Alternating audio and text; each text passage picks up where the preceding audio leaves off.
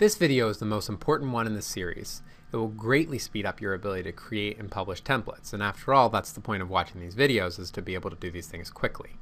So the video covers three primary elements: the background images, which are page layer 1 and page layer 2, the photo elements, and the accent elements 1 through 4. Once you understand these three elements, everything else will just fall into place nicely. So most designers are used to designing for paper, and where this doesn't translate perfectly to the web is that users have different size monitors and browsers, so things can actually move around on the page. One example, watch how the content in the center of the page always remains centered, but the background images and other elements are moving relative to it. Once you're aware of this, it's actually pretty easy to plan for. So this video is just a shortcut to show you how the different types of elements are available to you and how they work. Let's start with the most important one, and that's a background image. You can actually knock out about 80% of your design work with a well-designed background image. On my example site here, I actually created a 1300 by 1000 pixel image.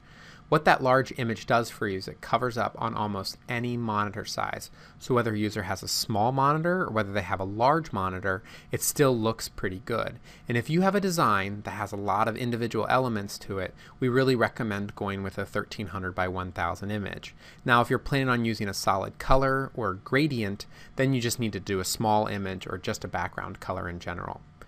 To get you a little more feel for what the different options are that we have here, let's go ahead and dig deeper into these different elements. First, I'm going to remove our big background image and then add a smaller one. One of the things you'll notice is that the image immediately appeared in the bottom right, and that's because that's where we have it set to appear. We can actually change that so it's at the top right, or it's the top left, or it's at the top in the center, or it's at the center in the center.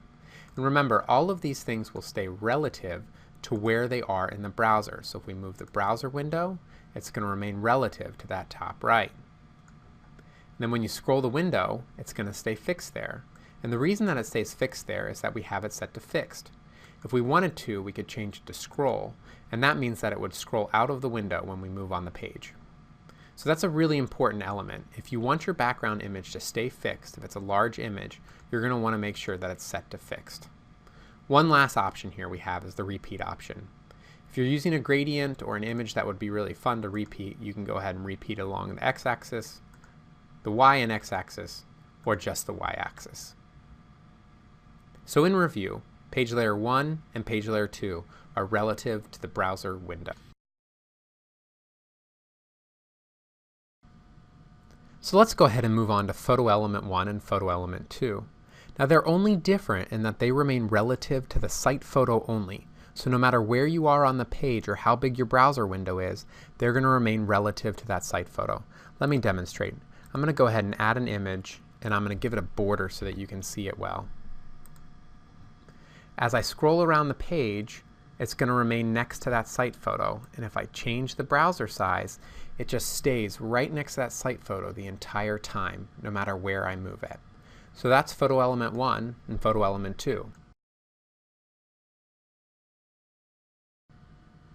Accent 3 and 4 are similar to photo element 1 and 2, but instead of remaining relative to the site photo, they remain relative to the body in the middle of the page. So let me go ahead and demonstrate that. Extras, accent 3. I'm going to go ahead and add the image, give it a border so you can see it well.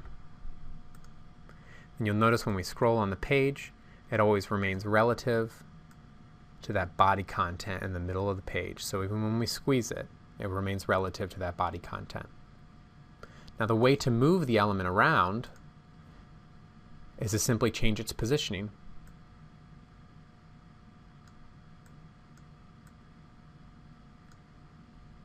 So that's accent 3 and 4. And one final option is to keep something absolutely positioned. So that means it never ever moves, ever. That's what accent 1 and 2 are for. They aren't used by many designers, but we just wanted you to have the option. So let's go ahead and look at what uploading to accent 1 would look like. Again, we're going to give it a border.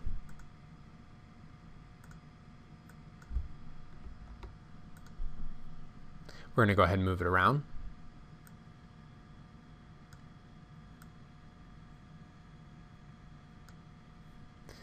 Now as we move the page around, it stays absolutely positioned no matter what we do.